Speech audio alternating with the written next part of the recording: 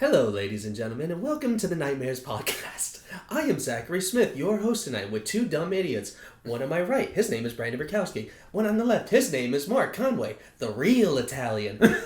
Will a real Italian please stand up? Ooh,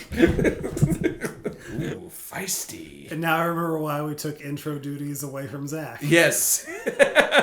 Welcome to the Nightmares Podcast. Three Chicago filmmakers talking about all things horror and sometimes other things. You mean talking about other things and sometimes horror? Actually, that's kind of true. That's kind of true. So, normally this is the part of the podcast where we talk about horror movie news, but guess what? There's not much else going on. Robert Englund said he might be Freddy one more time, but he says that every fucking year. Actually, there is one big piece of horror news. The latest episode of Living Nightmares is out on YouTube now. I thought he was going to talk about Preacher. Don't say it. He will. No, and there is a poster, and it looks awesome. Yes, the second episode of Living Nightmares is finally up. Damn, it's so good to have that finally up. Fucking 3 months of work, and it really, really pays off. A lot of people are giving a lot of really good positive feedback on it. I'm very proud of it. I'm very proud of the two other guys that are sitting at this table with me. We all worked our asses off to make sure that this happened. As the people who follow on Instagram, my video at 3:30 in the morning when I had just gotten back. You looked like you were up at 3:30. I was up at 3:30 in the morning. You sounded like you were up at 3:30 in the morning. Nice. And I was also trying to be quiet because one of my roommates' friends was sleeping on the couch at the same time, and the couch is next to my room. How courteous of you, Mark. I know. You're a lot nicer than I am. Oh, no. I know that. Because, Brandon has to blast Mad Max at 12 in the morning and none of our neighbors complain. Thank you. Though that sounds like their problem more than it's his problem. I'm not really wrong on that one. You've never listened to Mad Max at 12 in the morning with a surround sound system blasted to max capacity. Oh, it wasn't at max capacity. I had it at like -40. Either way, the room was shaking. Yeah. It was pretty awesome. For all the wrong reasons. Yeah, that sounds pretty awesome. Even though it was for all the wrong reasons, it's still pretty fucking great. Anyway, especially when the guitar guy comes. Oh, of course. You're not as metal as you think you are. You will never be as metal as that guy, ever. So anyway, yes, episode 2 of Living Nightmares is up on YouTube. Brandon will throw a link at the bottom of the screen for this particular one. You know what? I haven't done it to you in a while, so you can't get that mad at me. And this is important, and you know it. Take notes, Brandon. So obviously, please check it out. And then also, of course, episode 1 is also available on our channel. So you haven't caught episode 1. What are you doing? Check it out. It's awesome. They just like us for our podcast and not our episodes. Yeah. For some reason. That would certainly be interesting. The main purpose of our show, and it's just like nobody gives a damn, is to, yeah. No, we're here for the podcast, but what about the show? Fuck the show. We want the podcast. Okay. Please watch the show. Please. We really do like it and enjoy doing it. Yeah, and we want to continue doing it. So. Yeah. So please watch it. Give it a like, give it a subscribe, and as I say on all my Instagram, share it with your aunts, brothers, uncles, sisters, best friend, neighbors, all those good people. And then we will scurry on from there. Brandon, yes. What is the topic of the podcast? Zombies, the living dead. What a bunch of basics. Nice. And I feel like I just quoted a really terrible movie there. Yeah. Dead Don't Die. We were just talking about that again. Hey, if you have a chance to see it, don't. Ever. Yes, our favorite zombie movies. Yeah. Brandon, you want to go first because you already seem to have a list. So I do have a list. And since I actually have a list to pull from, Zach or Mark, do you want to go first or? Zachamus, you want to give it a shot? Meh. Oh, how enthusiastic of you! You're not a fan of zombies? Not anymore. They're so overdone, and it's gotten to the point where it's like. But the overdoneness doesn't take anything away from the good zombie movies. Yeah, but the fact that the market is so oversaturated with them, I don't know. There's only a handful. Well, what is Did I get the first one off the 28 series, Weeks Later, Days Later. Yeah, I gave you that one. That one's really good. Days is obviously much better than Months, but You mean Weeks? Weeks, yes. I'm sorry. I think they're both just as good. Both are good movies. Yeah, they're both extremely violent and ferocious. So yeah. Which the first one was actually a pretty big heavy hitter for digital filmmaking. Was that what was that? The first all digital film or something like that? It wasn't the first, but it was a major. It was a major step forward for it because the way that Danny Boyle wanted to, like, particularly the bridge scene where Cillian Murphy's just all alone on that bridge. Mm-hmm. Because film cameras are so heavy and everything, and there's so many. He wanted to have been for the time that they were allowed to film that scene, they wanted to have been able to shoot it on film. Whereas having all these digital cameras spread throughout the location, couple takes, they got all the coverage they need. Nice. But yeah, Zach, do you want to go over what 28 Days Later is about? Pretty much, it's a zombie apocalypse that starts with an advanced form of rabies, if I remember correctly. Yeah, these are like angry zombies. Yeah. No, these Yeah, zombies. because I remember the opening scene was with the monkeys in the cages. Yeah. Yeah. So pretty much, these zombies are not your average. They just walk and moan and stuff. No, these motherfuckers charge you ferociously. Like, their sole purpose is to charge you, eat you alive, and tear you apart. Start your grandpa's zombies, kids. And it's was this the movie that started the recent trend of fast zombies?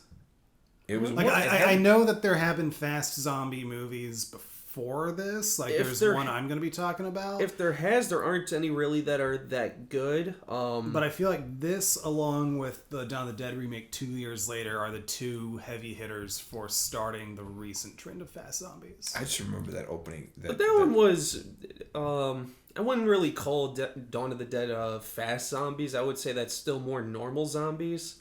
Like they weren't slow. They weren't slow, but at the same time, they didn't like ferociously charge you like their whole life depended on it. There were a couple scenes where they did. But it's still not as... Yeah, these were supercharged. These zombies were like on cocaine and steroids times 1,000. Crack, PCP. Yeah, whatever you want to call it. Adrenaline. Yeah. All these drugs. All it took was a simple piece of blood to enter your system, and you were screwed. Yeah, dude. And then obviously the whole thing. The one thing I remember from that movie the most though was that opening shot with him and in London, and seeing Big Ben in the background, and all the fucking streets are deserted. It's still amazing that he actually got that shot. To have a completely clear screen within that kind of area that's normally crowded beyond belief. Yeah. And also too, just a really overall really good movie.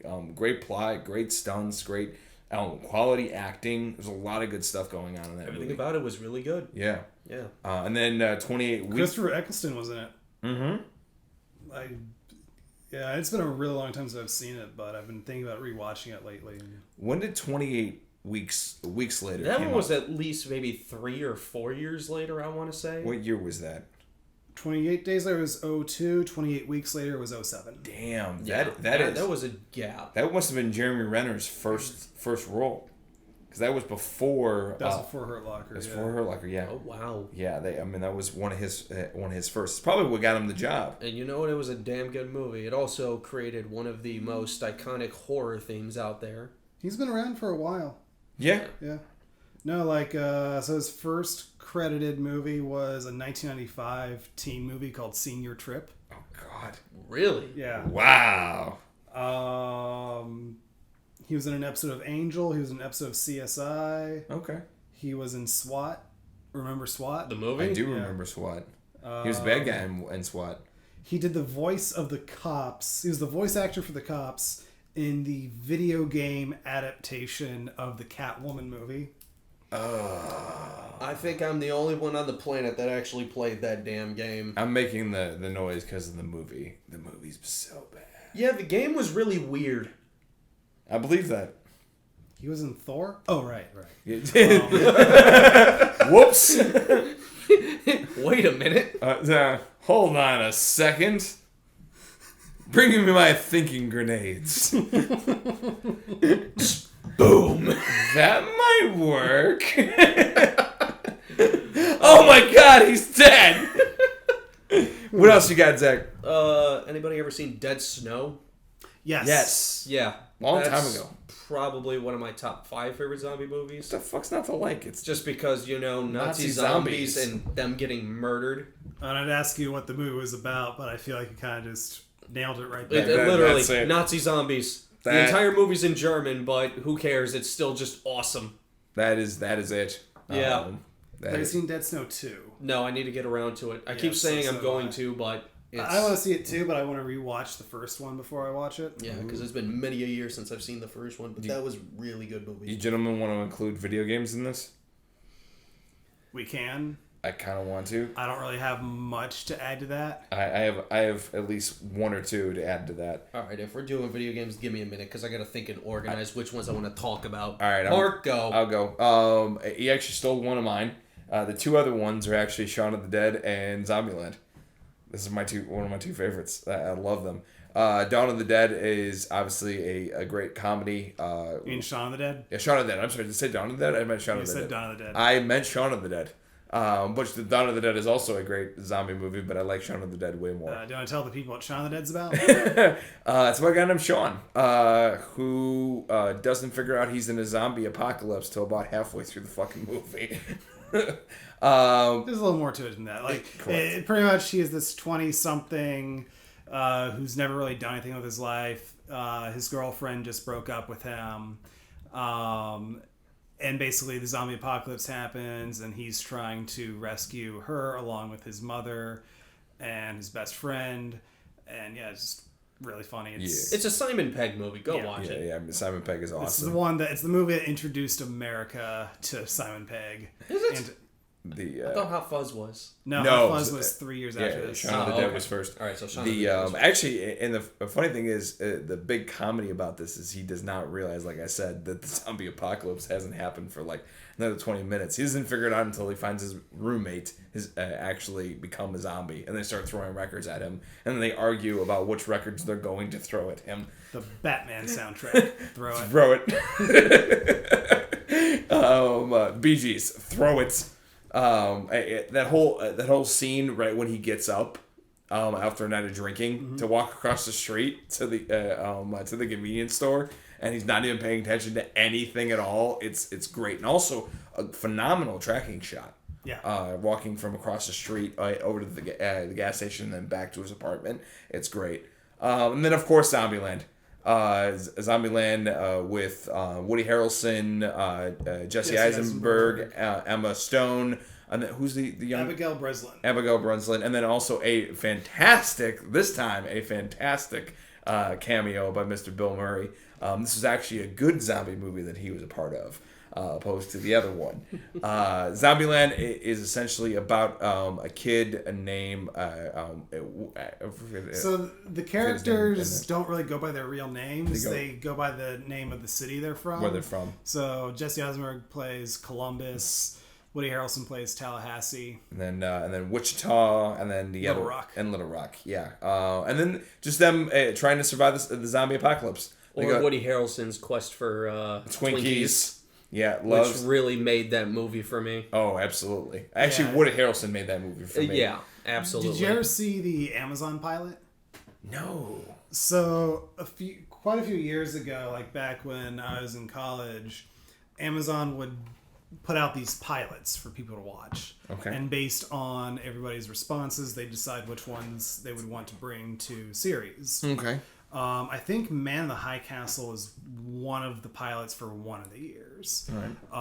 There have been a few other shows like Mad Dogs, which is a good one. But I believe their first year where they did that, they had a pilot for Zombieland. And nobody liked it. That sucks. But I watched it, and I was like, this is actually pretty funny. Like, I think the main reason nobody liked it wasn't the movie cast. The TV show Tallahassee looks nothing like Woody Harrelson. Like, they weren't even trying to make them look like the movie cast. Okay. But some of the writing was pretty funny. Like the opening scene it shows Tallahassee and this is like right when the zombie apocalypse was starting, and he's working as like a mail person at an office, and there are these two office workers just kind of complaining about, their first world problems. And in the background in the window, you see like all these zombies wreaking havoc in the world, and they're just completely oblivious to it. Seems to happen a lot in zombie comedy movies. Yeah, and then there was one moment towards the end where there are these two elderly people who are turned into zombies. They attack Tallahassee, guns both of them down, and he has the unfortunately funny line, "It's always so romantic when an elderly couple dies within seconds of each other." That's dark. That is dark and great. And it's fucking great. If you haven't seen it, any of those two choices, please go and see them. They're both fucking great. They're totally worth your time. And obviously, the two video game choices that I have would be the first and second Resident Evil, because I have fond experiences. Actually, I played the first two mature games I ever played were Resident Evil and Turok. Played them the same night. Again, Turok was the game where my family knew I was crazy. Yeah. We knew it right away, and we still continued to be friends. I would just stand there, hitting the Stegosaurus, watching the blood flow, being a very happy person. There might be something wrong with this kid. I don't know. Completely dismembering and destroying the lizard people. Hey, Brandon, what does it say? Giggling. What does it say about us that we still want to be friends with them after that? That we're also crazy? Or we're just willing to settle. Or both, I guess. The other one is Dead Rising. Hands down.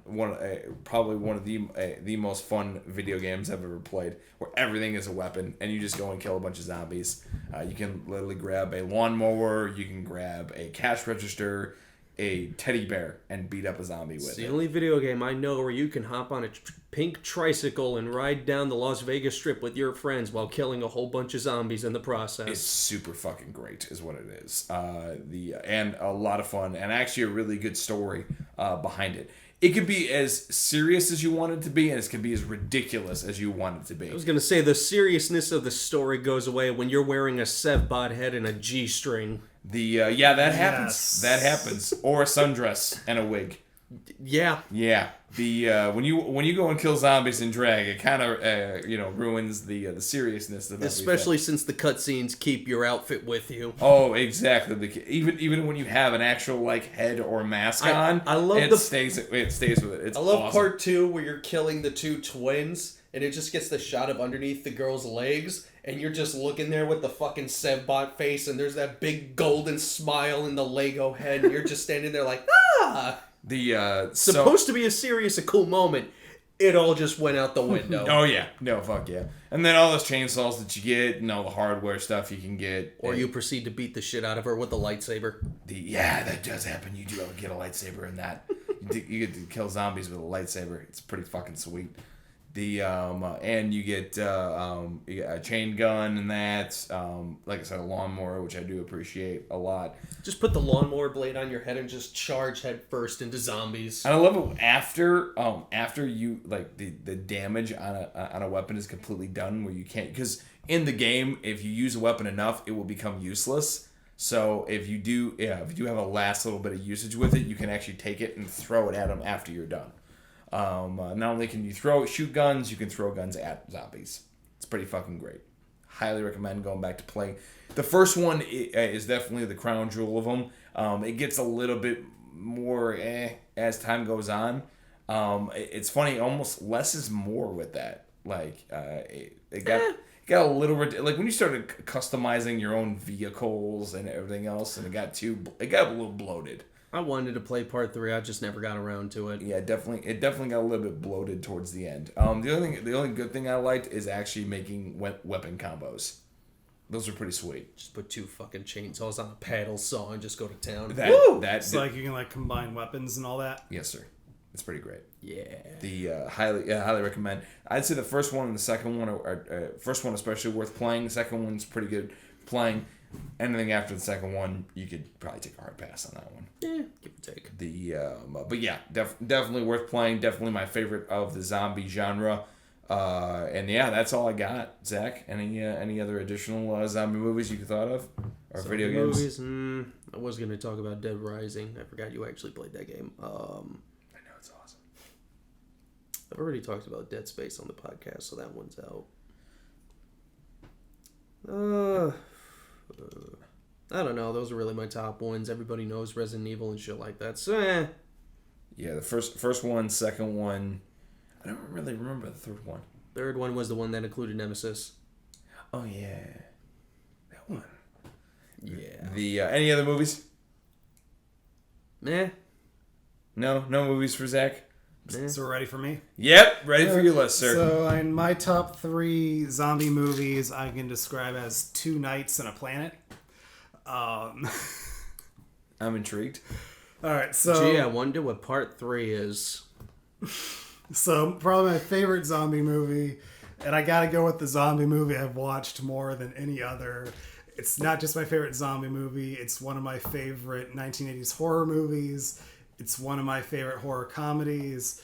It's just one of my favorite movies. Scream Factory just released a collector's edition that if you're lucky enough to order from their website, you get a Tom Atkins action figure with it. I know you folks you can kind of hear it in his voice. He is so fucking excited right now. I love this movie. So excited. It's called Night of the Creeps. Yeah, and I literally looking at the action figure he has up on the manistol. I can't wait till I get to open it tonight. You're not opening it.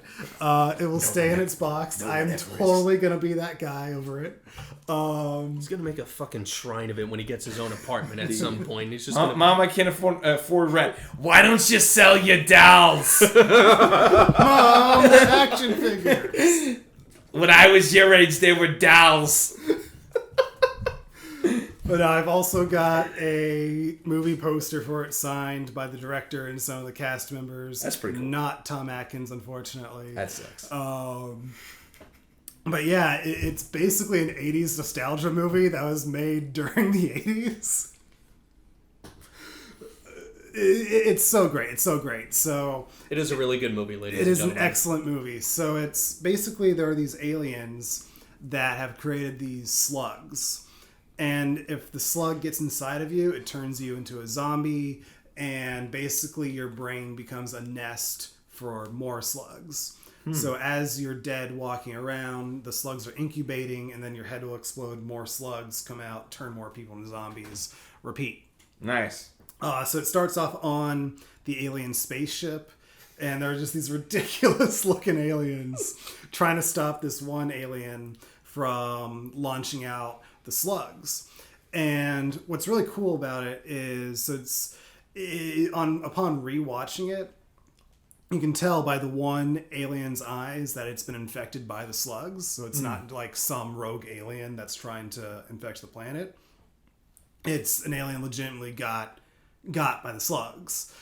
So then the slugs land around this college campus in 1959 on the night where this one girl broke up with her cop boyfriend. And at the same time, there's a maniac who just escaped from an asylum with an axe and is going around murdering people. Wow. What a coincidence. The cop in question ends up being the Tom Atkins character later on. So the girl with her new boyfriend, they go out and park by, the makeout point of, it's the 1950s makeout point. You've seen it. Yes.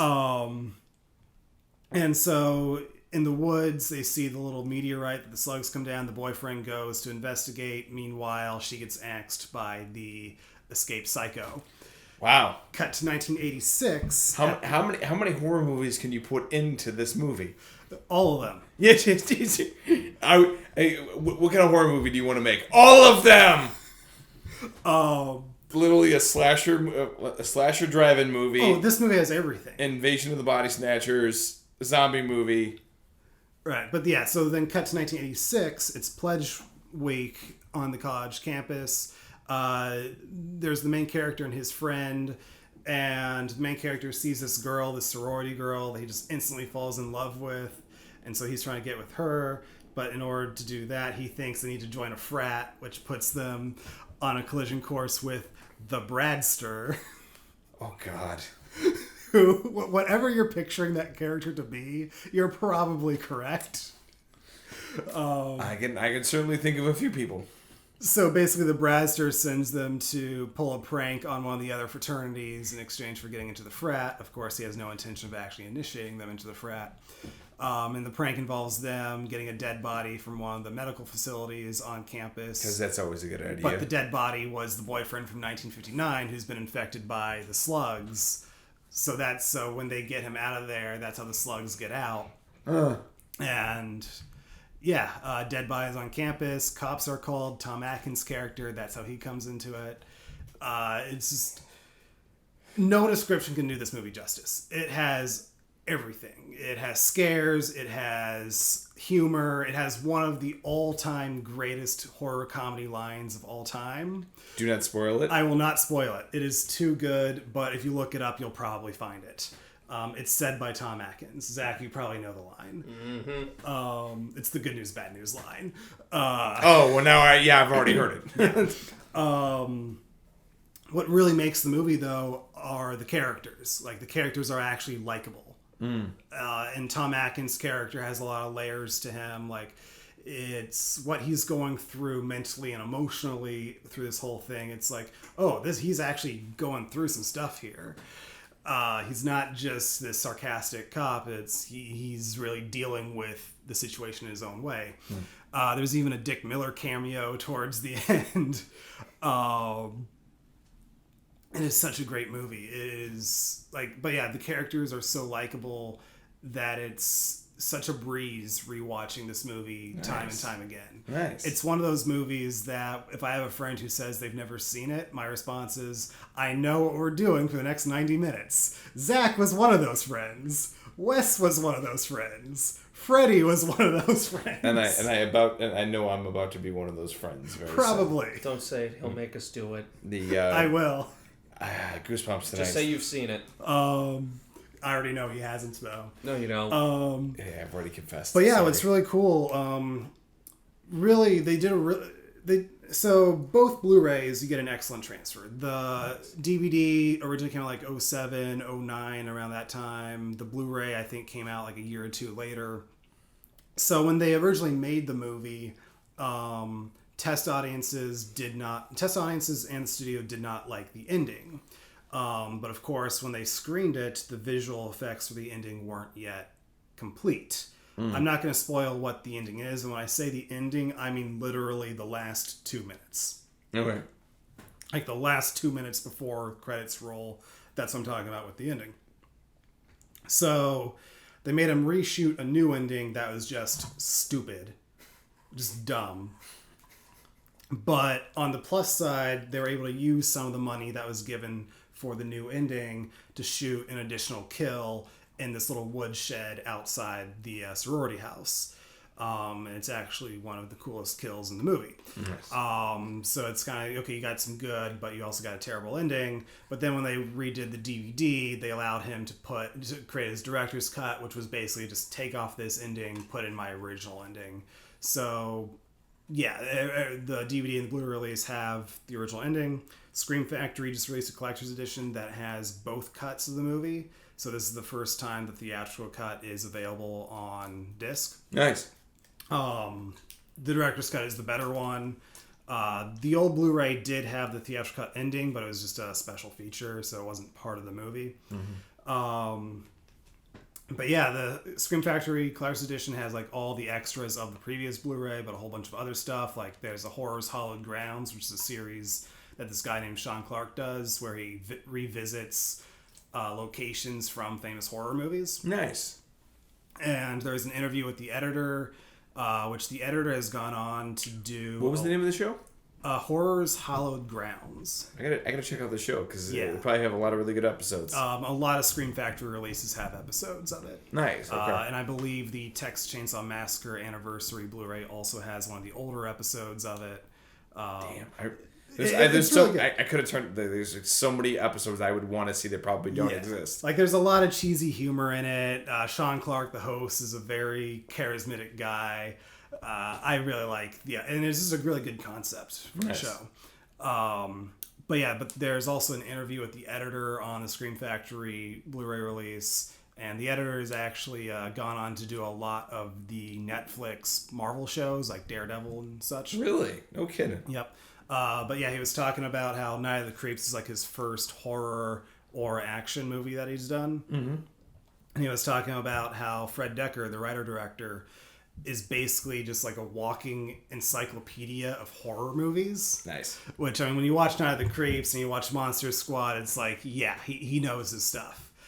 But yeah, he was talking about how looking back when he was editing it, he didn't quite get that it was a lot funnier than he thought it was going to be. Like, he had initially thought it was going to be a straight-up horror movie, but looking back, he realizes how much humor is actually in it. Yeah, it's a fantastic movie. I love watching it. I watch it at least a couple times a year. Like, it's one of my favorite movies to watch. It's only like an hour and a half. It's a good, quick, breezy movie. It's never boring. It never gets old. Like, you can tell that it was made by somebody who loved making it. You know what? That always makes it. You know, it really does. When you get somebody that really, really loves whatever genre they're doing. That's why I love most of Wes Craven stuff. You know, because he loves what he does. Yeah. And I enjoy watching somebody who loves what they do what they do. Yeah. You know. And yeah, it's like, this is a movie that just bleeds passion. Like, you can't help but watch it with a smile on your face. Right. And then, of course, he went on to do Monster Squad, which was also really good. He was also originally going to write a Godzilla movie, or he did write a Godzilla movie in the 1980s. Okay. To be directed by Steve Miner, who had done House, which was also based on a script that Fred Decker had done. Steve Miner also directed Friday the 13th Part 2 and Part 3, the 3D one. So, yeah, Fred Decker wrote a to-be directed by Steve Miner 3D Godzilla movie. And you can actually find concept art for it out there online. No shit. But because Steve Miner had only done like Friday the 13th and low-grade horror movies at that point, they didn't really want to trust one of their most expensive movies to somebody who hadn't really shown that he can handle that kind of budget yet. Nice. But so that's unfortunate for us because, you know, I think it would have been it would have been a bizarre Godzilla movie, but then again, what Godzilla movie isn't? Godzilla versus Hedorah, that's all I'm going to say. That is something. I mean, do you even want to talk about any other movies on your list? I list? have a couple. Okay. So, Night of the Living Dead, not the one you think, though. As important as the 1968 George Romero original is, that movie has definitely earned its spot in film history, not just horror history, but film history. Looking at it unbiasedly, there is a lot of, and forgive the pun here because I really don't know how else to put it, there is a lot of dead air in the movie. It sure really is. Hello. In 1990, Tom Savini directed a remake of it. Is that the one in the mall? No. Okay. Dawn of the Dead's the one in the mall. Both the original and the remake. Okay. However, yes, the Tom Savini remake is basically the same plot as the original Night of the Living Dead. Guy and his sister go to visit their mother at the graveyard. Zombies come. Brother gets killed. Woman hides out in a house. Other people are there or come there as well. They try to survive the night of the Living Dead.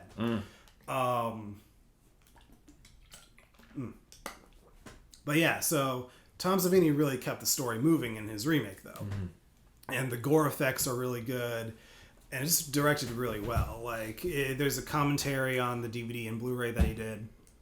And he talks about it was really important to him that they show a lot of weapon to skin contact as possible. So there are a lot of like rubber frying pans, retractable blades. Like, he didn't want to cut on impact. He wanted to show the impact in frame. And it fun really for the whole shows. Family. Yeah. Mm-hmm. And of course, being directed by Tom Savini, you know, it's the makeup and gore effects are going to be, of course, really good. Woohoo! Until they're drawn back by the damn MPAA. But yeah, I highly recommend the 1990 remake of Night of the Living Dead. And then my third favorite zombie movie is Robert Rodriguez's Planet Terror. I have never seen this movie. I've heard a lot That about is one hell of a movie. It is it was originally part of Grindhouse, which was the Tarantino Robert Rodriguez double bill with Death Proof. Planet Terror, basically, government facility releases some kind of nerve gas, turns people into zombies. The main character is a go-go dancer trying to survive. There's her boyfriend. There's this crazy doctor, his wife, and their kid. There are the crazy babysitters, or the crazy babysitter twins as they're credited. Bruce Willis has a cameo. Because why the hell Saeed from Lost is in it. Tarantino has a cameo. Like he digitally added all these scratches and color manipulations. It looks gloriously terrible at times. But what a lot of those Grindhouse movies would do is they'd have their big star, but they would only have them for like a day. Yeah. So what they would do is for like the reverse shots, they would shoot the star's character with a double from behind. Of course. And then they would just shoot their dialogue. So the way he shot Bruce Willis, if you actually look at Bruce Willis's shots, he never actually appears in the same shot as any of the other major characters. Because Rodriguez wanted to keep that aesthetic of the big star that they got for just one day is completely, their shots are completely separated from everybody else's. Like, that's how much into the details he got. It must have been fun to cram all his shit into one day, because he's in a decent portion of that. And it's not like, I'm just thinking one day's worth of filming. I don't think he was there for just one day, but I'm not saying Willis was there for one day, but I'm saying Rodriguez kept that aesthetic. Gotcha. Yeah. I love stuff like that. I know most people would consider it very gimmicky, and yes, it is. But I enjoy those type of gimmicks. It's a gimmick, but it's a very good and enjoyable gimmick. And it's also, what separates Planet Terror from the rest of these Grindhouse knockoffs is it's still a good movie on its own. If you take away the gimmicks of the scratches and the missing reel and all that other stuff, you still have a very good zombie movie. There really isn't a single bad character in that movie, and it is also Jeff Fahey plays a barbecue. I love that guy. Yeah, yeah, he's great. And then what the fuck is his name? Sheriff. Michael Biehn. Michael Biehn, one of Michael Bihn's best performances ever. Like, he is a great sheriff, great character. I love Weren't their characters brothers? Yeah, they were great together. Best in Texas. I just really like Jeff Fahey of Lawnmower Man fame. Like, I was excited to see Grindhouse for so many reasons, and one of those reasons was Jeff Fahey. Look, that movie was just badass for multiple reasons. I mean, your lead character has a gun for a leg. Yeah. Like, you know Broforce. Just flying across the fucking map, shooting. Oh, my God. But in the movie, she's awesome. Yeah. Freedom. Awesome. You have zombies that just get blown to bits with beautiful gore effects. One of the best kills I've seen in a movie, the Tom Savini death. Mm-hmm. Oh, that movie, that kill is glorious. He gets ripped apart. And this one also had the fast zombies as well. Which one of the biggest influences on Planet Terror is a 1980 Italian zombie movie called Nightmare City. That sounds familiar. Which I have an interesting story with Nightmare City that I'm not particularly happy about right now. I'll get to that momentarily. But yeah, Nightmare City is an Italian zombie movie, and basically this plane lands in this Italian city, and it's infested with zombies with guns. Roll movie. Okay. All right. I love the music, because the music sounds like generic disco track. Like, whatever you're picturing for a zombie movie score, Nightmare Cities is the exact opposite. 70s porn music. Pretty much. Okay. That. So, a few years ago, this would have been like 2015, 2014, Tom Savini announced that he was going to direct a remake of Nightmare City, and he even put up an Indiegogo page for it, which I was a backer on. Nice. To get the Steelbook Blu-ray release when that eventually got off. And he actually had quite a good cast lined up. I believe Ray Wise was part of that cast. Zach, you probably know Ray Wise best as the devil from Reaper. He's also in Twin Peaks. He also got Dean Cundy to be the cinematographer. I'm sorry, the Dean Cundy. Dean Cundy when, though? He's still a horror legend, Mark. Jack and Jill can't change that. 14 Gundy, man. Mark, it's okay. Oh, damn. That sucks so much for him. But it never materialized. Like there was a point where they were talking about turning it into a miniseries instead, and it's been at least a year, maybe 2 years since backers have gotten an update. Like every couple of months I'll look into it and see if there's like some update on the website or Facebook page that I maybe didn't go out by email. And I mean, I can't get too mad about it because we work in film as well, so we know how easily something can fall apart. Sadly. Even when you have a cast lined up, even when you have a crew lined up, even when it looks like you have the money to go, things can still fall apart last minute. And that's just a sad reality of it. I do hope it does get off the ground eventually. What was the goal and did it reach it? It went into Indiegogo on demand. What does that mean? It means if you reach your... so perhaps there's... or not on demand, in demand or something like that. So basically there's an option that if you reach your goal, like let's say you want to only put up for 30 days, but you sign up for Indiegogo in demand. If you reach your goal in 30 days, you're still up. Like they don't take you down. Like your time doesn't end. But in exchange, Indiegogo does take a slightly higher percentage. But it allows you to keep bringing in backers and more money. Gotcha. Cool. Very nice. So yeah, I mean it's they did send out a few like little trinkets at one point. There was like a pen that was shaped like a syringe with some blood in it. There were a couple stickers in there. So it's some little trinkets and collectibles had been sent out, and I'm sure I have them somewhere in one of my boxes. Nice. Because I have moved a couple times since then. But yeah, I do hope the remake does materialize at some point because I think it is a movie that could use a remake. I think it'll be an interesting movie to remake, and especially with such a horror-centric cast and crew behind it. Like, there's no reason to believe that it would be a terrible movie. I think it'll be a really good movie if it ever gets made. It doesn't look like it's going to get made anytime soon, though. I could be wrong. I hope I'm wrong. I really want it to get made. Tom Savini, please don't give up on Nightmare City.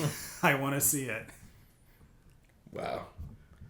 Well, hope for the best. Yeah. Yep. Prepare for the worst. Yep. That is the treat. So, any video games, or you want to take a hard pass on that? Nothing I haven't already talked about. Zombies Ate My Neighbors. I was going to say you're not talking about that one again. If you look up our video game episode.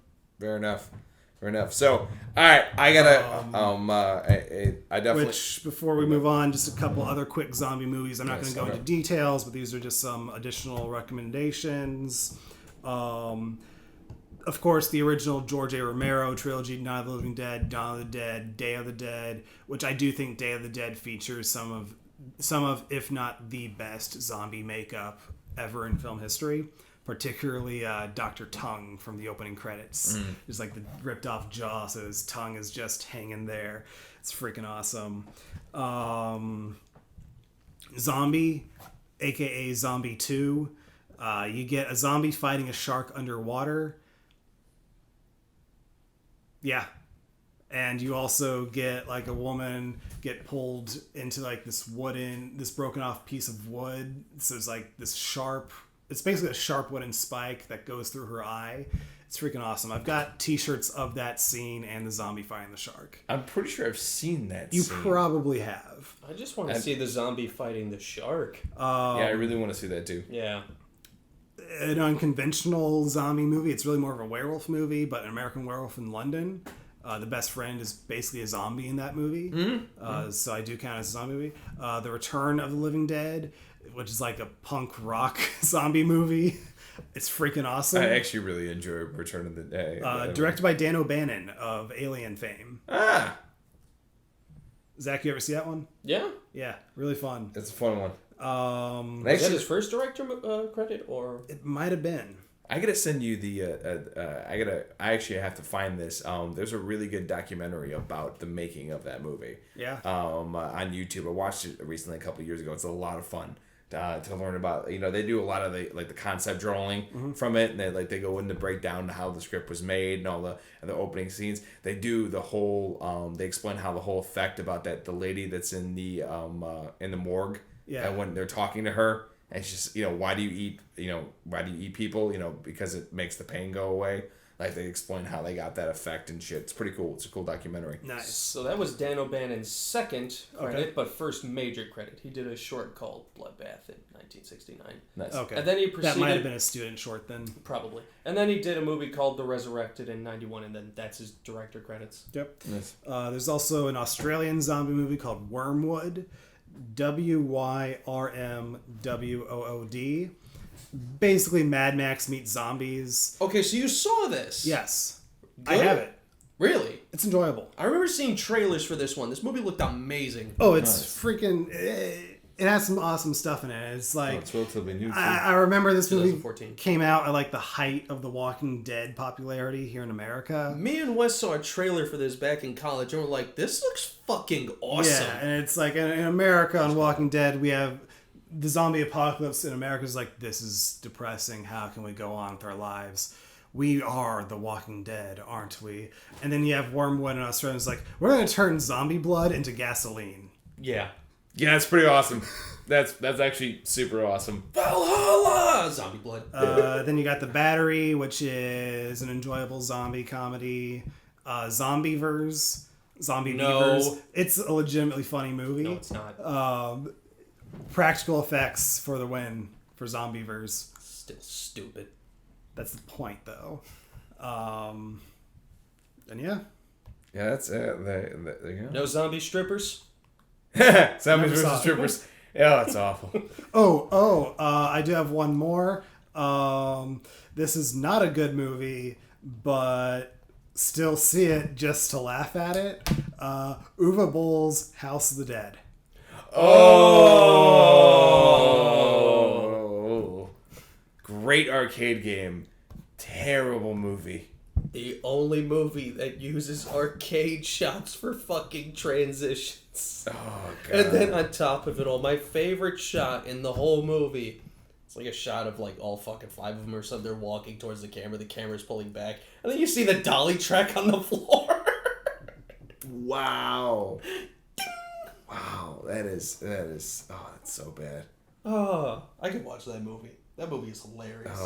It's so bad. I don't care. It's But hilarious. is that it for your list, good sir? Awesome. So I have my question because we were talking about this quite a bit about fun movies and about passion. I kind of don't want to limit this question to horror, but obviously if you want to stick to it, that'd be appreciative and appropriate. What's one movie that you would have loved to have been on the set while filming it? Because you can see how much fun they're having while doing it.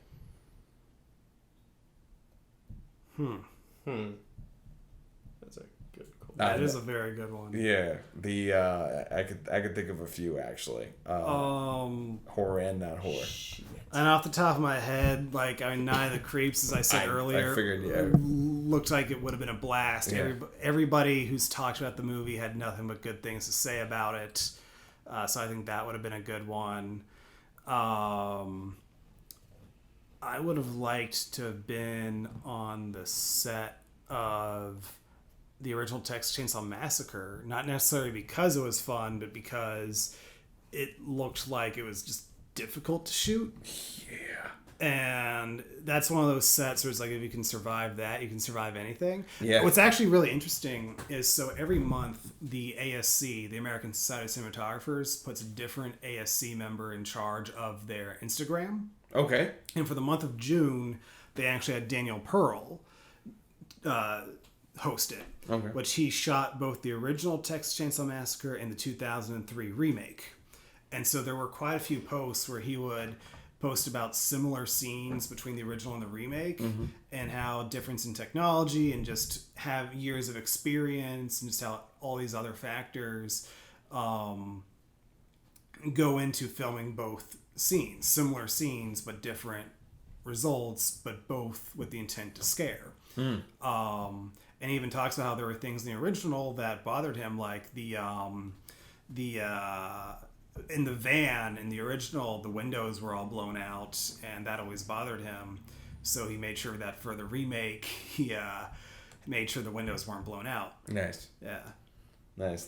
Zach, you think of anything? The only one I can think of off the top of my head right now is Friday the 13th Part 7. Okay. And that's because that one was the one that should have been it is the goriest and the most, like, brutal of all the Friday movies. But the fucking MPAA censored the ever-loving shit out of it. So most of those scenes are gone for good. You can still catch glimpses of them in the behind-the-scenes features. But also on top of that, that's the first one where Kane Hodder played Jason.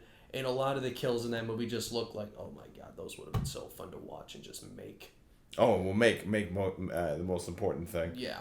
But there was also, director and producer problems. Which is sad because John Carl Buechler did a phenomenal job with that movie. Rest in peace. It's actually it's two movies, one non-horror and one kind of horror. But the one's Caddyshack for obvious reasons. I just would have loved to have been part of those parties, hanging out with Chevy Chase and Bill Murray all fucking night would have been great. And then the other one is Jaws. As much of an awful nightmare that was, it's a nightmare that I would have wanted to have seen live and experienced live. I mean, that the quintessential guerrilla filming with a budget kind of thing. I mean, dealing with those type of problems and always just keep doing it because you believe in it is always a great thing. Not to mention too, they all when I watched the interviews from inside the inside story on them, it was really difficult, but they all had a fucking blast. They never slept. They all went to they just partied on an island and then just got to make a great fucking film for 3 to 6 months. So it looked like a hell of an experience for the good and for the bad. It definitely seemed like a kind of thing that, and also too, that was, you're being on the cutting edge of something that nobody had ever done before. It's not like today where like, oh yeah, somebody's already done that before. Somebody's done something like that. To be doing something where you're just fucking winging it, like, oh, nobody's ever done this before. Well, we're gonna do it. The all around the parties, the ingenuity, the challenge, the fun, all the other shit that was going on. It would have been a really, really cool experience to see that. Even if I was just running fucking catering, I wouldn't have cared. Just to see what was going on and to see somebody that would change the landscape of film working on one of their first obviously he did Duel, before then. And did episodes of Night Gallery and stuff like that, but and then the Sugarland Express, which was whatever. But that was the first time Spielberg became Spielberg, and to watch him become Spielberg would be pretty fucking cool. I'm gonna add one more, and that's back in 1960 when they were filming the episode of The Twilight Zone, Eye of the Beholder. Okay. Just because I think that episode's my favorite cinematography of anything. TV show, movie, whatever. I think it's just an excellent use of shadow, and to see George Clooney's the director of photography, to just see what lighting choices he made on that set, just would have been amazing to watch, I think. No, absolutely. And what's interesting to think back about all these classics is that you never know you're making a classic in the moment. No, God, no. Like, you're not on set and it's like, this is going to be remembered for the ages and it's going to be one of the most important films of all time. It's like, really, they're just trying to do the best they can. The people who said that are often the ones that make films that everybody forgets. Yeah. I can think of a few. Yeah. But yeah, that's a really, interesting thing. And I'm going to add one to it, is the original Halloween. I would have loved to have seen that go down. That just would have been fun. It would have been fun to see that. Again, 21 night schedule shoot would have been stressful as hell. But fuck it.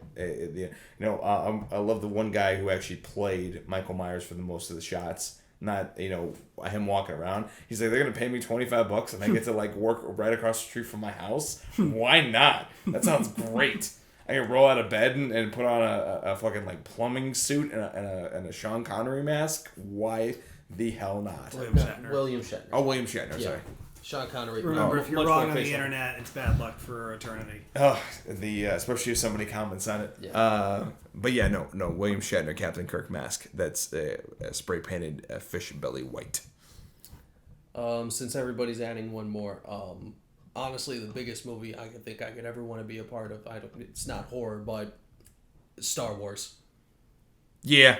That would be Which one? The episode New Hope. New Hope. Yeah. Yeah, I give you that one. I don't give a damn what position it is. I would love to be there just for every single moment of that movie being made. You know, Zach, since you bring that up, keep talking because I gotta look up the title of this. Well, I mean, it's arguably the most impactful movie ever created. You know, that movie, everybody knows what Star Wars is. And the biggest villain in cinematic history, Darth Vader. Yeah. Imagine seeing him for the first time on set. And he entered pretty fucking well. I would have just loved to have been there for all that. Found it. Okay, so there's a movie that I think it's like super hard to find. I don't know if it ever got an official release, but the title of it is 5/25/77. That's the release date of Star Wars. Yes. And it's about this guy who saw an advanced screening of Star Wars before anybody else saw it. So it's like he knows what's coming, but nobody else does. Mm.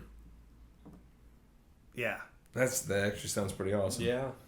It's basically fanboys back in the 70s. Yeah, it stars the main good kid movie. from Freaks and Geeks. I've never seen it. Like, I remember hearing about it on some other podcast. I can't remember which one. So, was the movie made, or was it? It was made. It's 2007. Only 298 votes on IMDb. So it is out there. So it is out there in some way. I don't know if there's ever been an official release, though. What's the title called again? 5/25/77. Gotcha. And I'm with you on that one, Zach. I mean, those guys at Industrial Light and Magic had to make fucking computers. Like they had to make computers just to watching make George the effects. Lucas direct, that'd be amazing. Yeah, that's this kid from Freaks and Freaks and Geeks, Geeks. who apparently has become a writer. Interesting. Zach, don't look up what he's written. You looked up what he's written, didn't you? No, but I'm tempted to. don't. He wrote Horrible Bosses, The Incredible Burt Wonderstone, Cloudy with a Chance of Meatballs 2, The Vacation remake, Ugh. and I'm going to step away from Zach for a moment. Is it Spider-Man Homecoming. Oh, and we have a winner. Oh, It can't hurt you anymore, Zach. it's already done, buddy. You know, I'm glad my vacation's tomorrow because I have to hear Wes talk about the shitty fucking sequel. I'd rip his fucking neck out.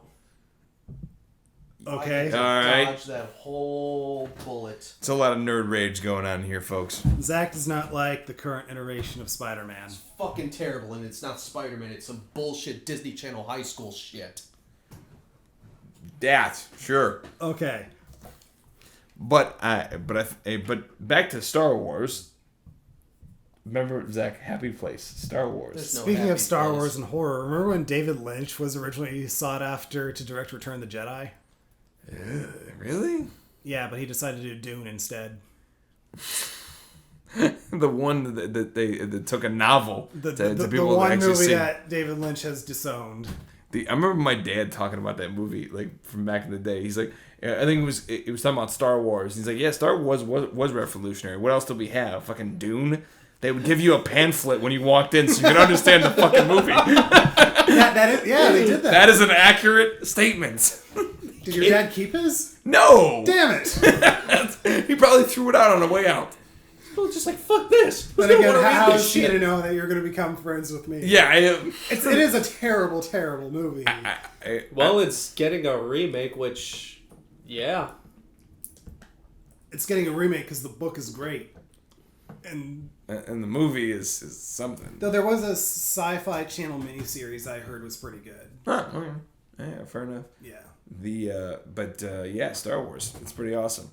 And I actually agree with you, Zach. I would definitely want to be on that set. That would definitely be my top set to choose. Although everything, the only thing I could think that comes in second place would probably be Alien. I would have also liked to have been on any of the Evil Dead sets. Yeah.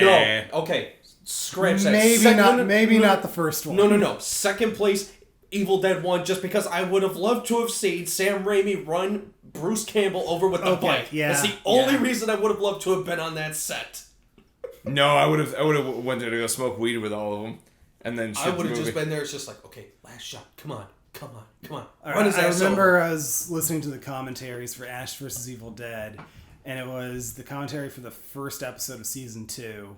And Bruce Campbell opens it by just saying, "This season was a really easy shoot because we all knew each other and we all knew what we were doing." Thanks, Bruce. Man of few words, except when he's not.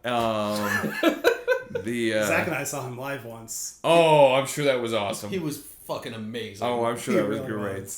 He tore that Suburban apart.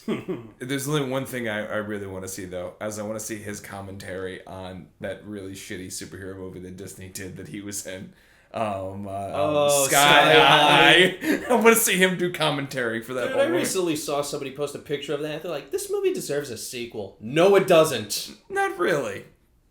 That movie was not good. First off, it's a Disney Channel movie, so it's just by default No, it was terrible. theatrical release. It was a theatrical Wait, that release. movie had a theatrical release? It was a theatrical release.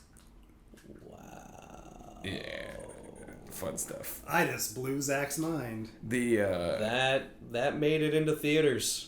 It did. They let it past it. Although it shows you when we started lowering our standards. Hey James, can you raise the bar again, please? We really need your help here. Mortal Kombat Annihilation was released in theaters, so there's that. At least that movie was semi-entertaining for all the wrong reasons, but it was still entertaining. There's some movies that. And it also had a great soundtrack. Well, yeah, but that was also '90s movies being terrible movies and having amazing soundtracks. Just saying. Just saying. Space Jam. Batman Forever, Batman and Robin, Mortal Kombat Annihilation. Batman and Robin was an amazing movie, and you know it. That has some of the greatest one-liners in cinematic history. Oh God, Hey Mark, what killed the dinosaurs? The Ice Age. Get down. Allow me to break the ice. Stay cool, bird boy. Can you be cold, Batman?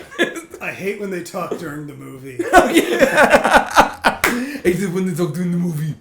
We are absolutely having a movie night when you get that collection. We're skipping straight to that one. I just want you to know that. And Mark, you're bringing the whiskey. Oh, God. I can't. I won't be able to survive. Doesn't matter. Just prepare to have that second day free because we're not doing anything after. If anything, we can do a live podcast for that one. Oh, God. I can't chug whiskey every time fucking Coolio comes on screen.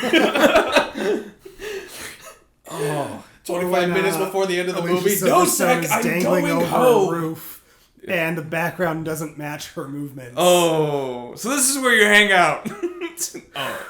Ooh. Oh, the pun level is these speakers go to 11. I can't wait to The watch that Crypt movie. Keeper is even disgusted by it.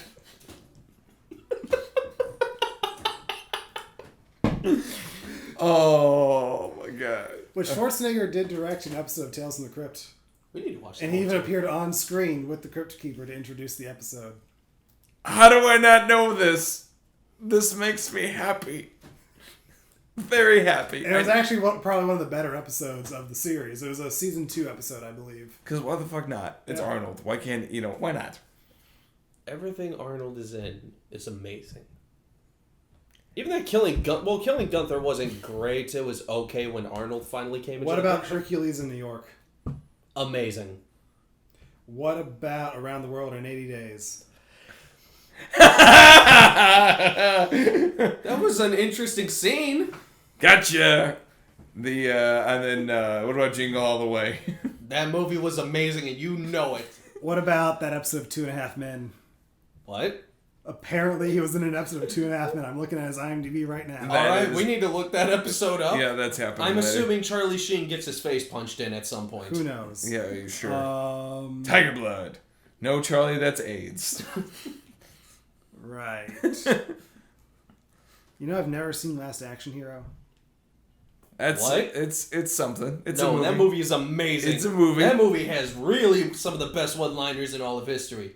I'll be back. No, you want to be a farmer? Here's a couple of acres. Poof! Right in the balls. Oh my god. I love that line to death. Remember when I told you I'd kill you last? Yeah, Matrix, you did. I lied. That was Commando. Oh god, Commando. Commando has the most random tits in a movie I have ever seen in my life. When he's in the fight with Dutch, they literally go through the other hotel room. They have an adjacent door, goes through it. This lady, they're literally under the sheets, and this lady like gets up and goes, ah! For tits, like actually, you know what? I take that back. Second most random tits I've ever seen. The most random tits I've ever seen is an airplane. Yeah, but that was random on purpose. But that was random on purpose. There's also the 1982 remake of Cat People. What? What? So, Cat People, the 1982 version, which the only good thing to come from this movie was Tarantino got a David Bowie song to put into Inglourious Bastards. What? How does Okay, so in Inglourious 2 Bastards... + 2 equals fish. So in Inglourious Bastards, at the beginning of the final chapter, when the lady's getting her makeup on and everything, the song that's playing is a David Bowie song called Cat People. All right. David Bowie made that song for a movie called Cat People in 1982, which is a remake of a 1940s horror movie. Okay. The original 1940s one is good. Is one of the best horror movies of the 1940s. It's got a lot of atmosphere to it. The use of shadows really cool. It's one of the pioneering horror movies, essentially, from that era. All right. Paul Schrader of screenwriting of Taxi Driver and Raging Bull fame. He's also directed movies, and he's directed some very good movies, but he's also directed some very bad movies. Cat People is one of the bad ones. So there's a scene where this woman, she's wearing her bra and she falls down the stairs, okay? She lands on her back and like an entire second passes after the impact when the front of her bra just snaps open. Ta-da! And it's just like, this is not how physics work. This is not how anything works. This is not how that's not how things work. Brandon, doesn't matter. Tits. But like I can't remember the last time I laughed so hard during a scene that was supposed to be scary, because it's just like it's literally just like falls, lands, boom, open. Like the guy pressed the button like too late. Like, yeah. It's like, and he couldn't get it right. Like, did you try like 5 times? Like one time he Like, do too early, one time he do like 5 seconds too Like late. I just imagine the director watching the final cut and doing the Mr. Burns thing. We did 29 takes, and that was the best one. It's just like it's like the fucking shot in RoboCop. Look, we've all been there. Dude, hey, when the shot in RoboCop when he tries to catch the keys, they did it like 50 times. He never caught the fucking keys. Oh god, dude! I would have just cut it. I would have just said, you know what? At some point, the actor who throws in the keys would have been like, you know what? I'm just gonna hand him the fucking keys. And this was back when they were shooting on film too, so It was literally a waste of money. Oh, literally. God, it's gonna be like that scene from Sandlot when he gets the ball in the backfield and he can't throw it, so he runs it all the way to home plate to hand him the ball. That's how it's gonna feel. I really want to watch Sandlot now. Oh, Sandlot's so great. And also kind of a kid's horror movie too. In a way. In a way. Parts. The whole Not thing as a whole, but there are sequences. Yes, and that whole element with obviously with the dog and everything else, and Then James Earl Jones just goes, You could have just asked. Yeah. Wow. I'm not going to lie, that is a very important lesson, not just for kids, but for everyone. anybody. Just to ask. You know what though? Like, and those kids kind of just accepted it. I would feel so stupid. Like, I would be like, wow, thanks. Like, can I have my ball back so I can go jump off a fucking bridge because I look like an idiot? My self-esteem just went like from like slightly average to way the fuck down there. Like the stock market in 08. Like just down. And they just accepted it. So, yeah, way to get off topic from fun sets, but it was a fun conversation. Yeah, let's talk about some production stuff. Yeah, let's. So this is a topic that I want to talk about because on our last podcast, I can't remember what I said, but I said something about in relation to working for free. And I kind of want to talk about, like, freebies in our industry, because there are a lot of projects in our industry that are built upon people working for free, and I've talked to you guys about my personal requirements and standards. I don't think we've really talked about your guys's, but we can kind of go into that if we want. But I want to gear this portion of the podcast, or this episode, more towards people who are just starting out.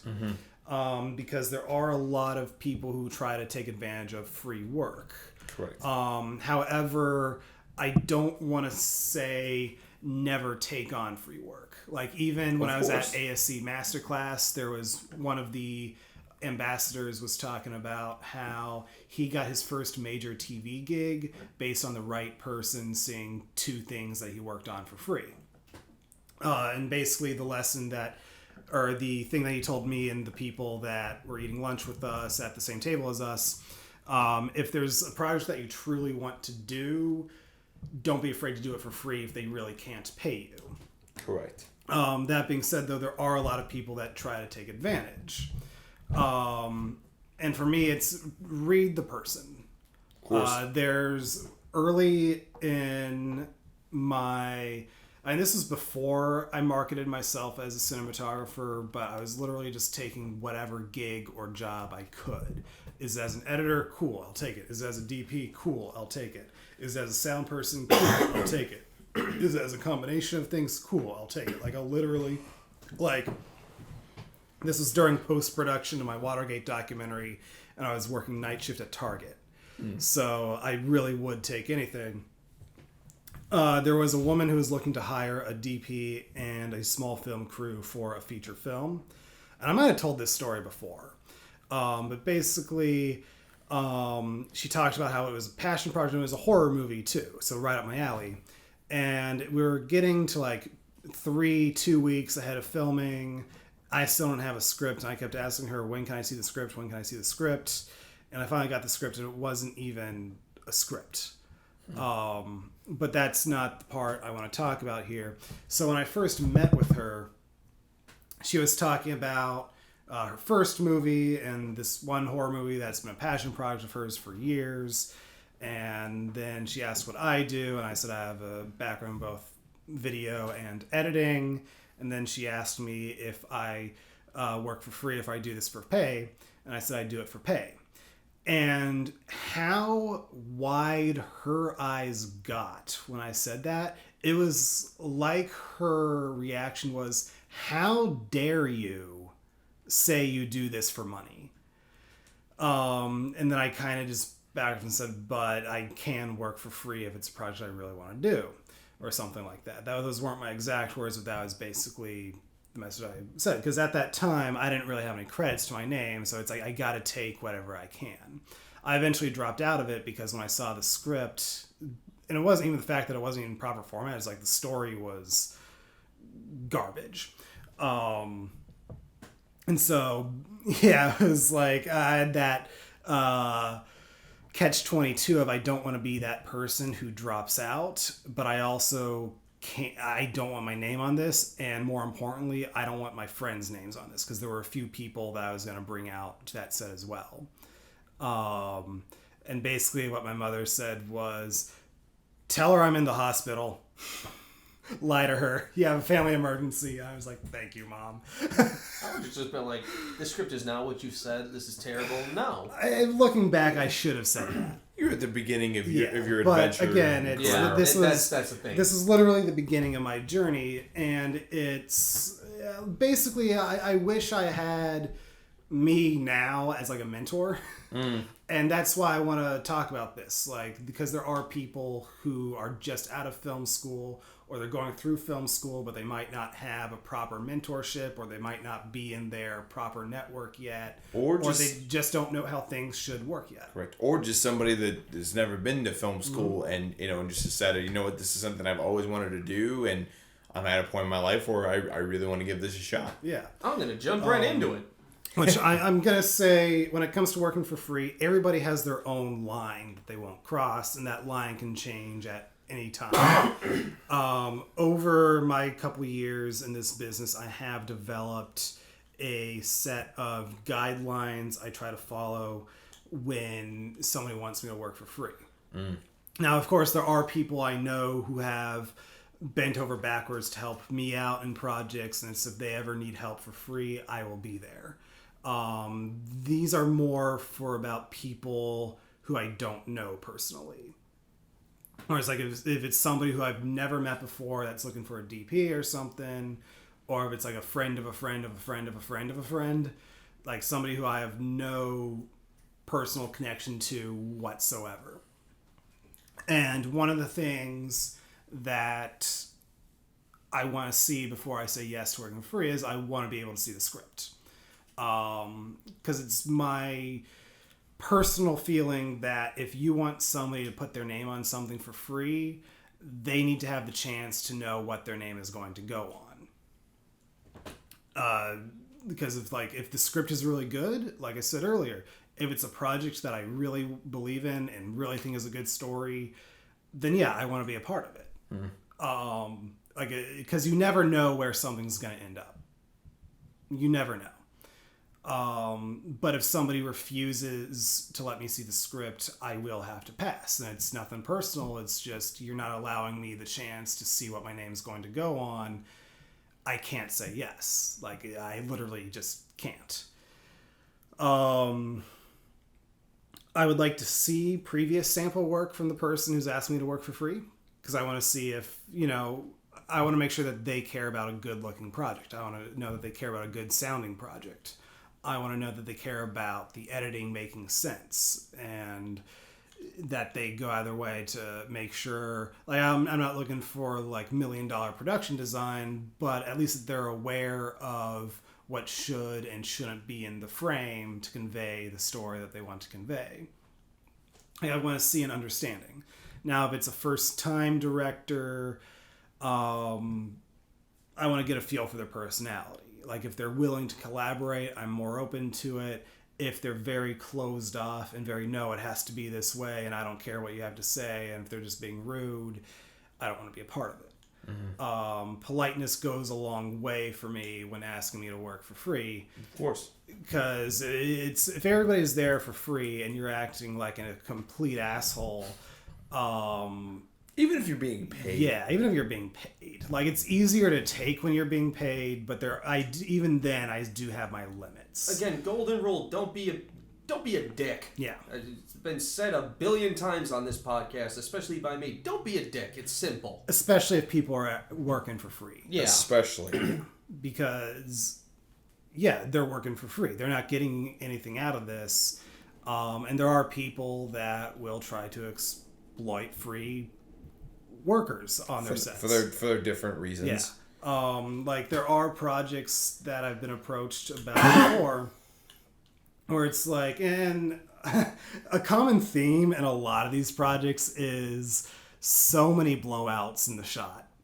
Like, just so much blown out white light, especially outdoors or even indoors sometimes. I'm not talking about looking out the window. I'm talking about, like, in the living room, there's just a blinding white spot on the wall, or even on one of the actors I've seen sometimes.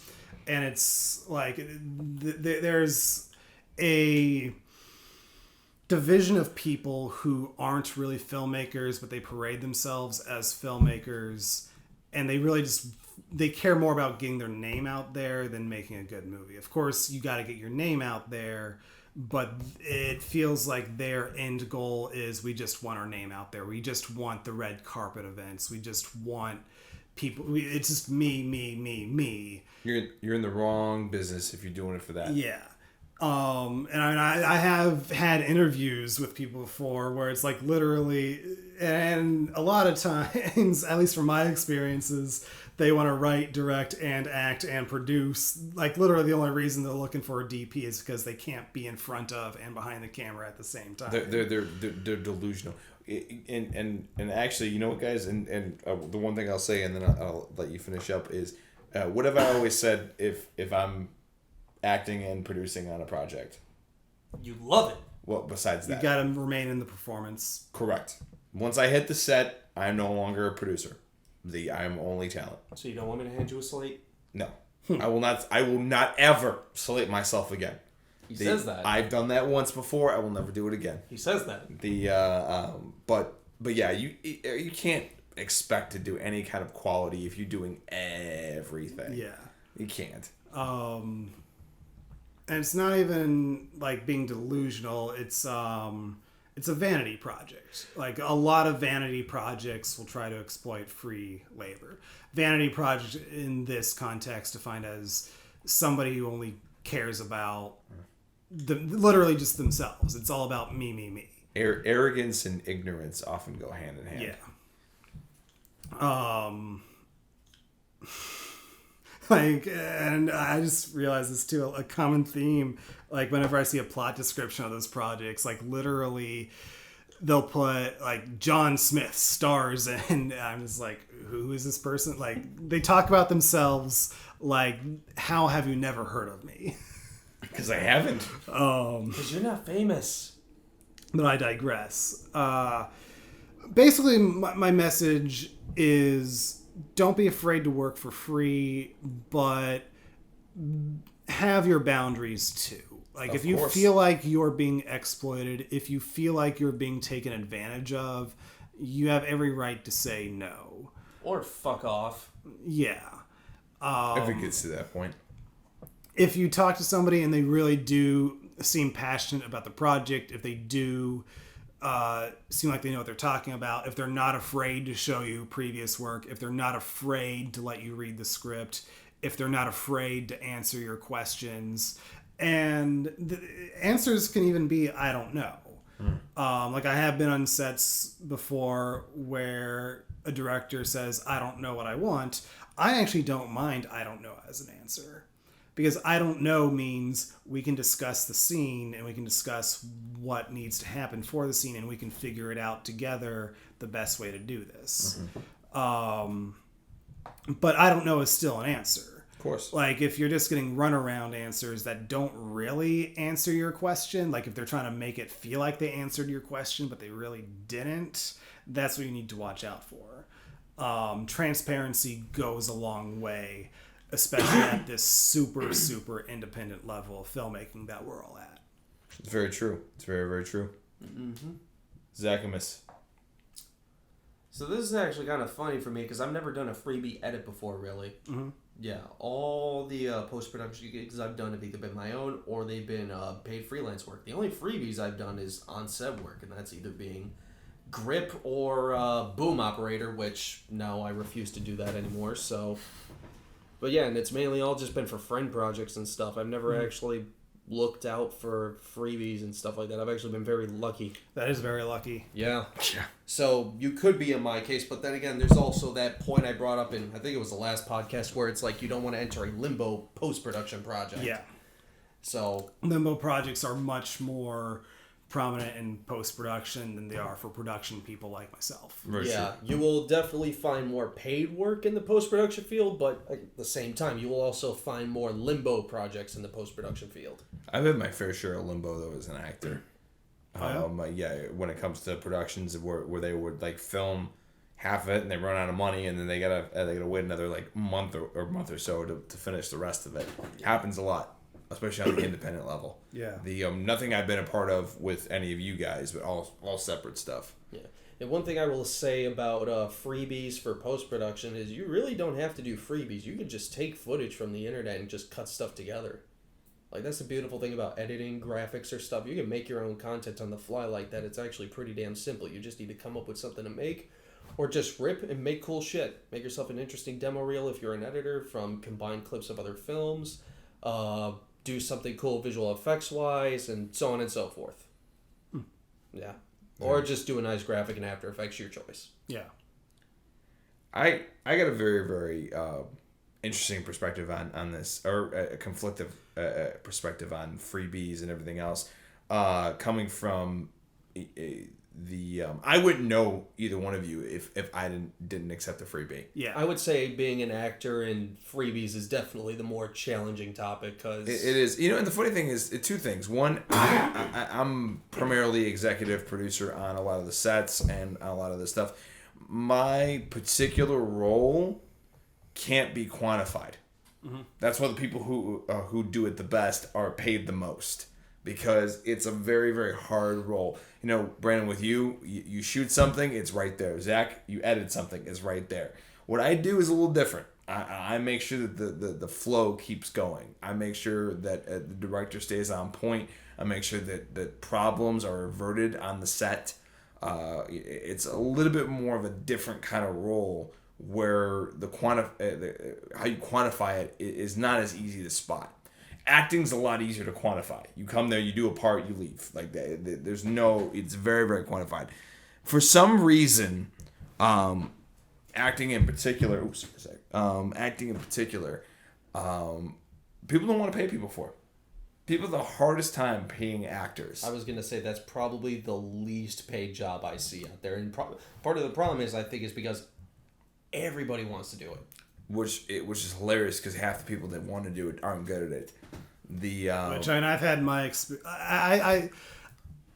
You're saying that because you're an actor. I'm going to say DPs get paid least, but I'm a DP. I think no matter what your field is in, you're going to feel yours is the least paid. I've seen some ridiculous ads. I'm not trying to one-up you or anything. I'm just saying it's every field in this industry has their share of. My 2 cents on the topic is there are way less DPs and good DPs out there than there are actors and good actors. Yeah. So you're definitely the higher demand. Probably. Yeah. And also too, there's other ways that you can do things. You could do commercial ads. You can do industrial videos. There's a lot of things, other things outside of the narrative experience. But you can also do that as well. When you finish up what you have to say, remind me to talk about the Craigslist ad that Marcus told me about a few years ago. I don't think I heard that story. I heard the other story, but I didn't hear this story. I want you to finish up first before I get into that. We're going to go into funny offer stories. This is going to be a good one. No, this is true. So, that's definitely a hard thing. A lot of people will... I don't understand why. Somewhere along the line, we forgot that this is still a profession. I think it's because the industry, the film industry, and the entertainment industry, and that, maybe even anything related to filming anything else has become so convoluted and so just odd about how it conducts its business, isn't treated like a regular business. People try to say, you get to work with us and that's good enough. Yeah, you get to work with an award-winning filmmaker. Why would you want to be paid? You get to work with us. But it's not it's not a privilege. I mean, it shouldn't be treated any differently than any other job. It's a job. Exactly. And there's and the funny thing is that nobody else receives as much scrutiny about wanting to be involved in that industry. Nobody gives kids crap, or more like teenagers, and as you're progressing into adulthood. I want to be a doctor. Good for you. You get to go and help people. I want to be an actor. Good luck with that. Why? Why is that any different? You're performing a service to entertain people. I mean, it should be no different than anything. But for some reason, they've created this myth in the industry for almost every role, director, DP. if you don't want to work or you don't want to work for free, there's 20 more people behind you that'll do it and do it for free. But there's also 20 more. But the part everybody misses is there's 20 more people behind you that won't do the same quality of work. Yeah. So the big lesson I'll take is when you're starting out, you're gonna do stuff for free. Yeah. It's just how it is. You're gonna be building up your resume. You're not gonna get paid for a lot of that stuff. But you want to partner up with people that you can trust, that aren't gonna take advantage of you, that treat you with respect. Always never work on a set where they won't provide food. Oh yeah. Or water. Or water. Water is an important one. That's actually been a thing I've heard happen before. Yeah. Yeah. I don't know who the hell does that. And obviously too, this is important. This is important where you. Oh, also getting a credit and a copy on things too, because you want to build your resume and be able to build up credit. Build a reel. The reel, thank you. Yeah. Unfortunately, because this business is so volatile and so not taken seriously, it's also the most underregulated industry ever. I relate it to especially as you get higher up, I relate it to how the gaming industry was when the mafia used to run it. It is completely fucking wild, wild west. It's not not policed and not controlled by any.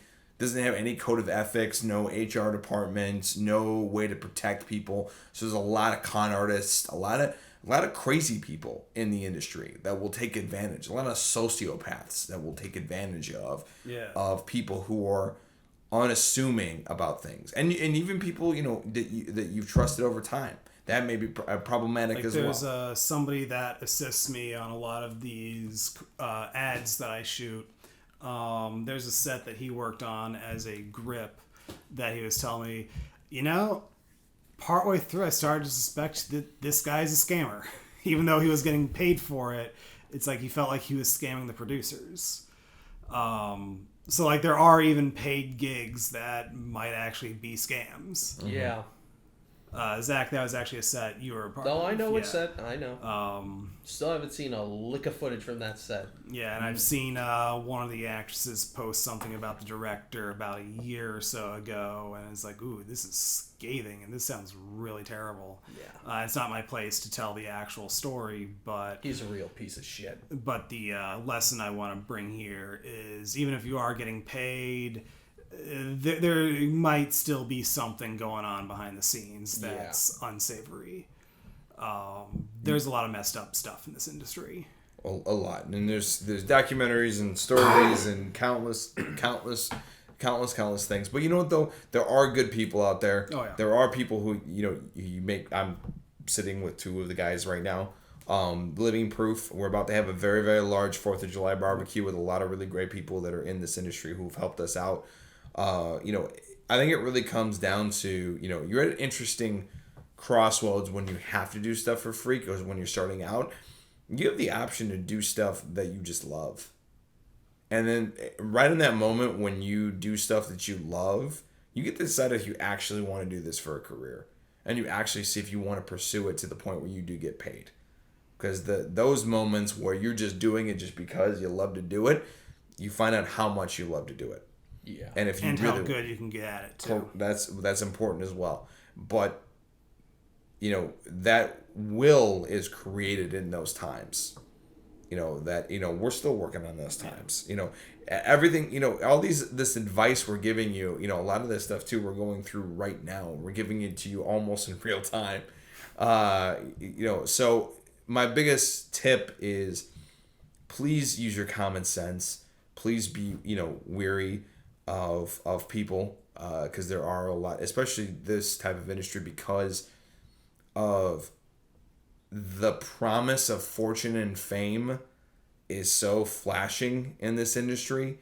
Any nutball and sociopath will run to it because it's fame and fortune, and and there's gold in them hills, and Hollywood where the streets are paved with gold. I remember, Zach, were you there when we were at I.O. and they were doing like a press You talk. talked about this last podcast. So, but I mean, no, I wasn't there, but still. Real simple story. A kid gets up to ask a question about getting involved in the acting train and everything else, and the guy who was up there was very, very nice. And he was asking him questions like, well, what plays have you been into? And he's, well, no, I just did a lot of extra work into this.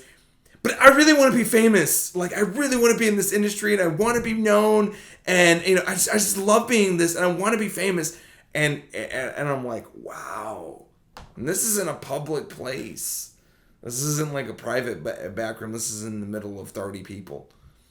30, 60 people. Probably a lot more than that. But, there's a lot of people. And that's just a positive one. There's a lot of other people, too, that are around this industry. So please be careful. Use your better judgment. If something makes you uncomfortable, say something. Yeah, that's going to go into my final point about working for free. It all comes down to your personal comfort. Right. Like I said earlier, all of us have our own line. That line can change at any time. But if you really can't work for free, you don't have to work for free. My personal line is, do I feel like my time is going to be respected?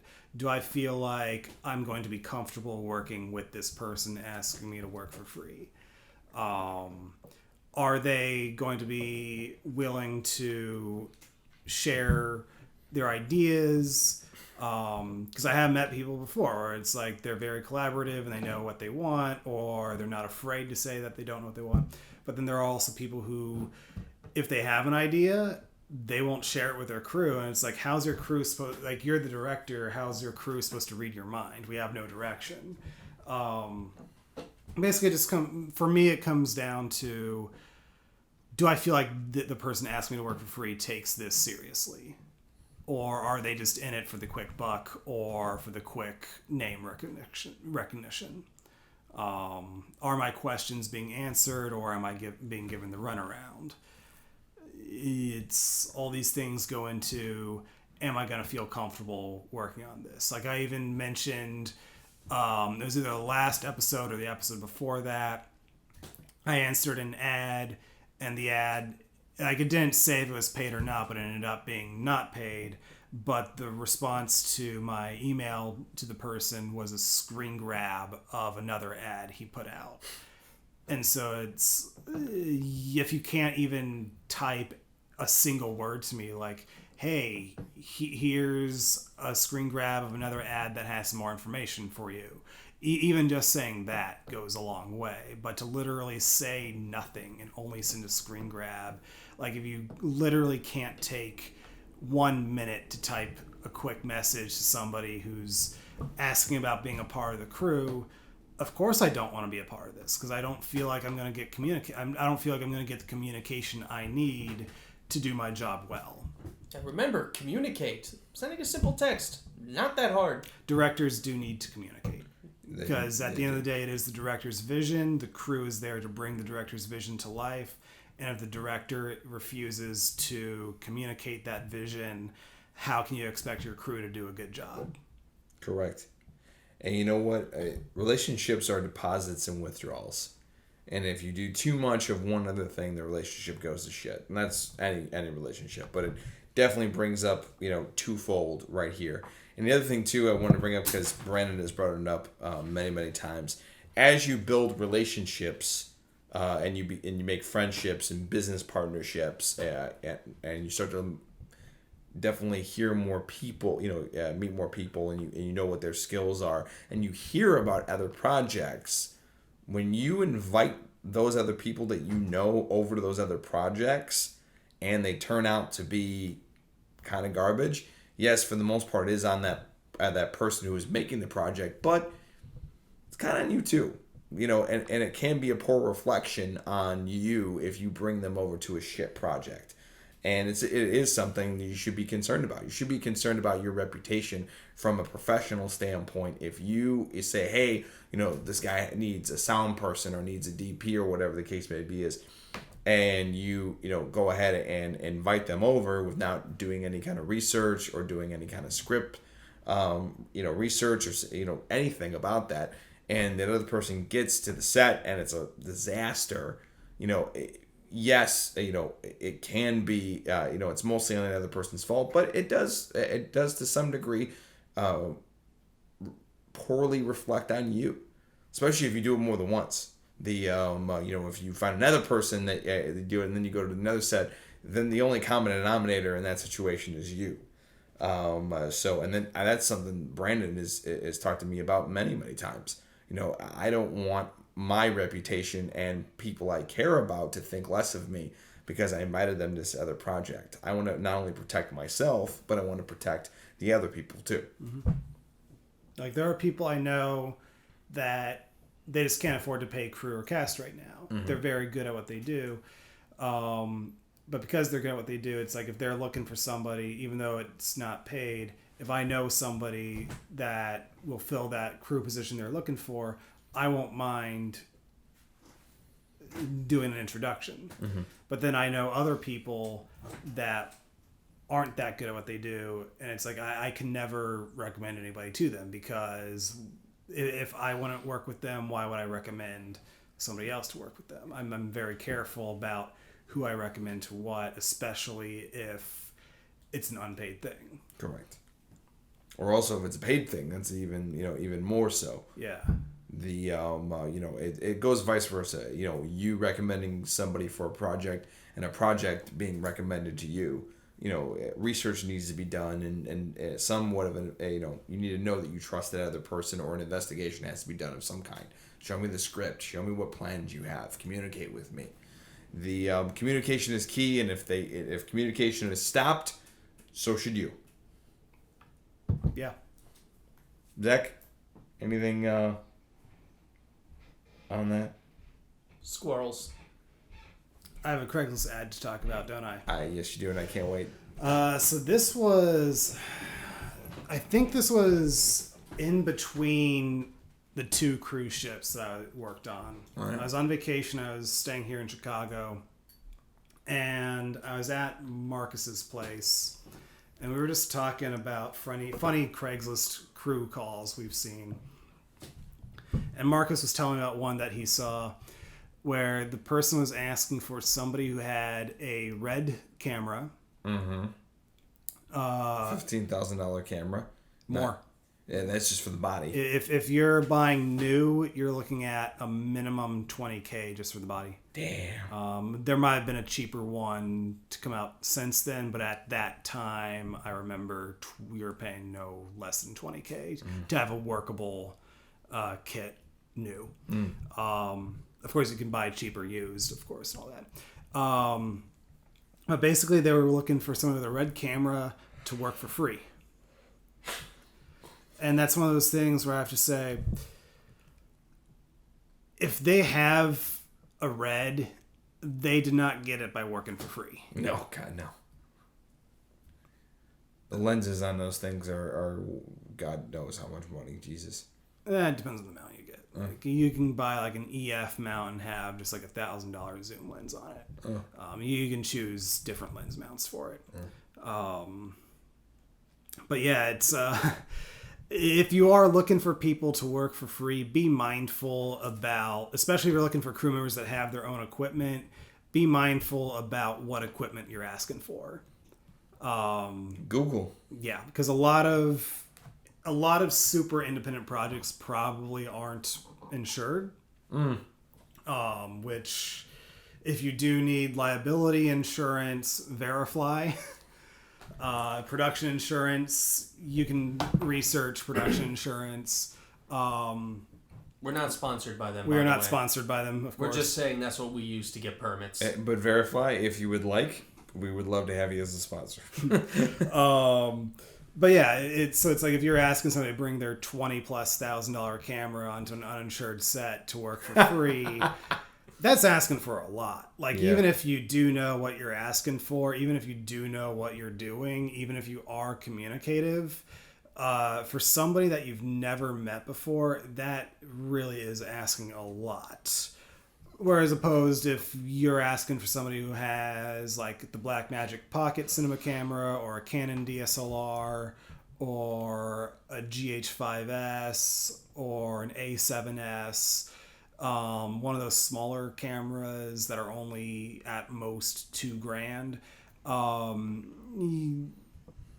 that's more reasonable. But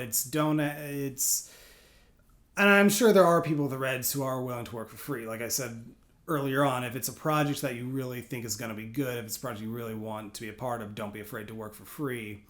But there are ads I see out there that are asking for like astronomical equipment packages and camera packages and lights and dollies and even drones work for free. And it's like, that's more than a single person's yearly salary's worth of equipment going in there for free. And it's like,